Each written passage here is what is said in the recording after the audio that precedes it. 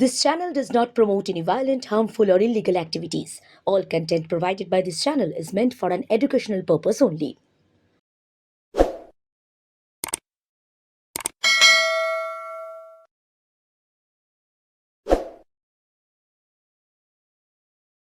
নমস্কার, বিশ্ব বাংলা সংবাদ ক্লাসে আপনাদেরকে স্বাগত। আমি অভিজিৎ।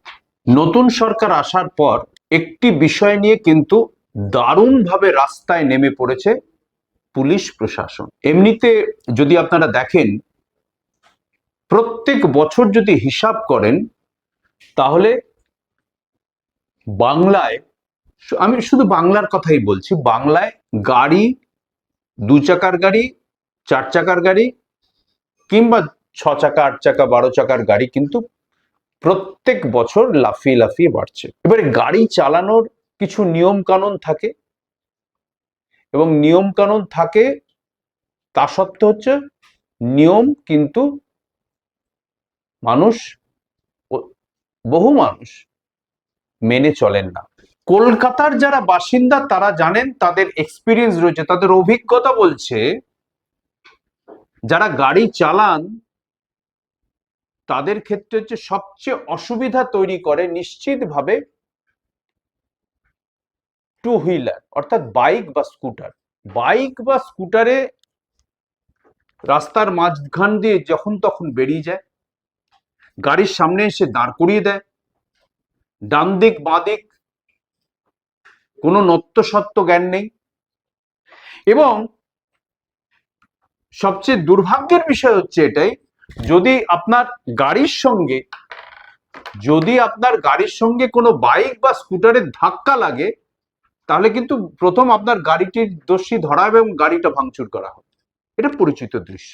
নতুন সরকার আসার পর এই টু হুইলার বা বাইক স্কুটার যারা চালায় তাদের নিয়মের নিকটে বাঁধার একটা চেষ্টা হচ্ছে।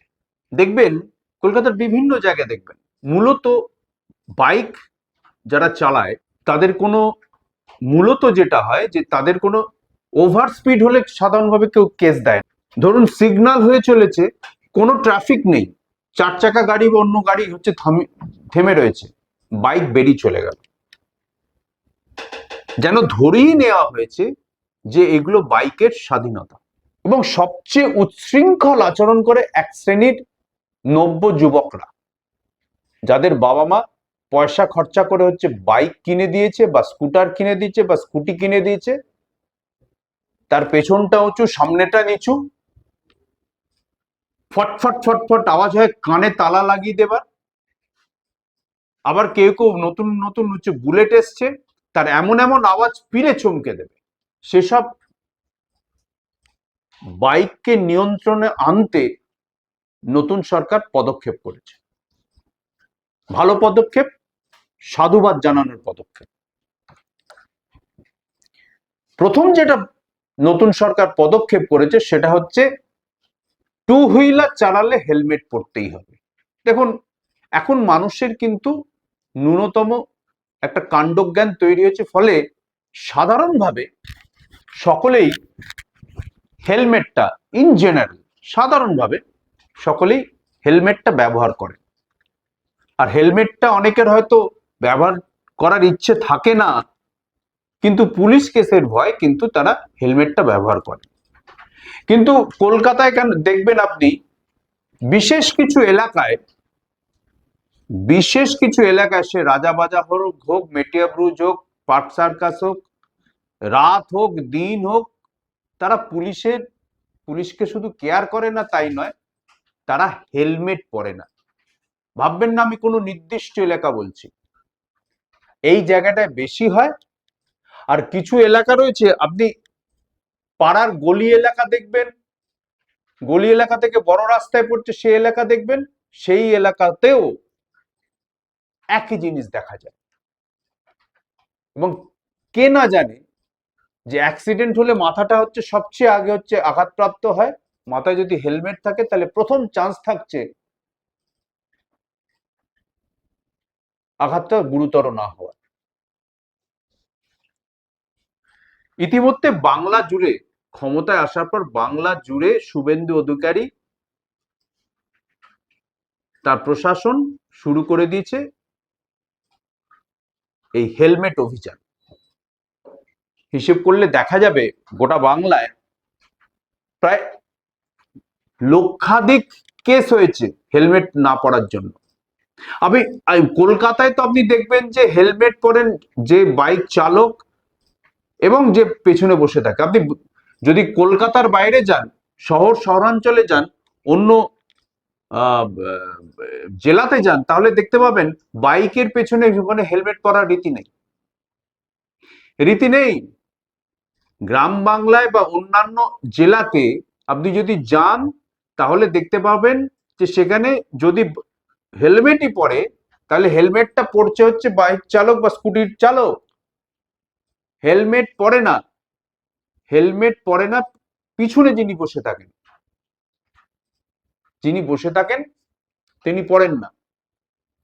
আমার মনে হয় যে এই যে অভিযান চলছে সেই অভিযানে এটাও যুক্ত হওয়ার প্রয়োজন রয়েছে। এখন প্রশ্ন হচ্ছে যে এই যে ড্রাইভটা দেয়া হচ্ছে, এই যে পুলিশ যে কাজটি করছে, অসংখ্য মানুষকে ধরছে, বিনা হেলমেটে ধরা হচ্ছে, সেটা যেমন একটা দিক, ঠিক সেরকম বহু গাড়ি চালানো হচ্ছে বিনা লাইসেন্সে। গাড়ি চালাচ্ছে অথচ তার লাইসেন্স নেই, সেইগুলো হচ্ছে নিশ্চিতভাবে পুলিশের গোচরে আসবে বলে মনে হয়। এটা হওয়া উচিত। কিন্তু আরেকটি অভিযানের কথা হচ্ছে, নতুন সরকার এবং প্রশাসনের কাছে আবেদন থাকবে বিশ্ব বাংলা সংবাদ প্লাসের তরফ থেকে, রাস্তার মধ্যে নুইসেন্স ক্রিয়েট করার ক্ষেত্রে বাইকের পাশাপাশি কিন্তু অটো চালকরা সবচেয়ে বেশি হচ্ছে নুইসেন্স ক্রিয়েট করে। তারা কোনো আইন মানে না, তারা পুলিশকে মানে না, এবং তাদের জন্যই বেশি অ্যাক্সিডেন্ট হয়। অটো চালকরা হচ্ছে কুছ পরোয়া নেই ঢঙের, হচ্ছে যে কলকাতাতে তো বটেই, জেলাতেও একই দৃশ্য। যেদিক খুশি ঢুকে যায়, রাস্তায় দাঁড় করিয়ে দেয়, রাস্তা জোড়া করে দাঁড় করিয়ে দিল। আপনি যাচ্ছেন কি যাচ্ছেন না যায় আসে না। রাস্তায় যেতে যেতে হঠাৎ থেমে গেল, কি না প্যাসেঞ্জার তুলবে, আপনি পেছনে দাঁড়িয়ে আছেন কি দাঁড়িয়ে নেই, কিচ্ছু যায় আসে না। সেখান দিয়ে রাস্তা একটা এর মতো রাস্তা, বিজি রোড, হঠাৎ দেখা গেল অটোটা ঘুরে গেল, কি না তার ওদিকে প্যাসেঞ্জার নেই, সে উল্টো দিকে প্যাসেঞ্জার তুলে চলে যাবে।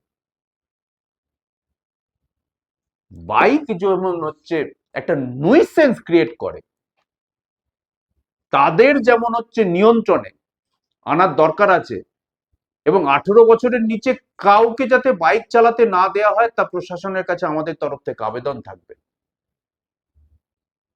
ফাজলামির পর্যায়ে নিয়ে যাওয়া হয়েছে। কলকাতার বিশেষ এলাকায় মানুষরা মনে করে আমরা যেহেতু এই কমিউনিটি তাই আমাদের হচ্ছে হেলমেট পরতে হবে না। এটা বন্ধ করতে হবে। এত দুঃসাহস আসে কোথা থেকে? প্রশাসনকে উপেক্ষা করা, এটা চলতে পারে না। আইন সবার ক্ষেত্রে একরকম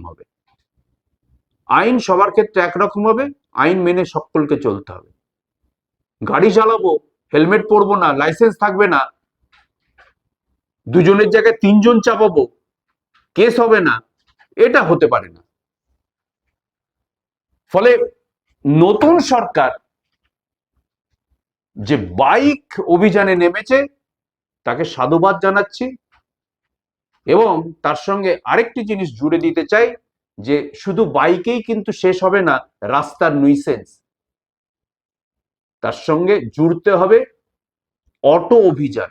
অটো দৌরাত্ম্য মানুষকে পাগল করে দিচ্ছে, বিশেষত যারা গাড়ি চালান তাদেরকেও হচ্ছে মুশকিলে ফেলছে। শুধু অটো কেন, আরেকটি আছে, ছোটখাটো হলেও বলতে হবে, হলুদ ট্যাক্সি।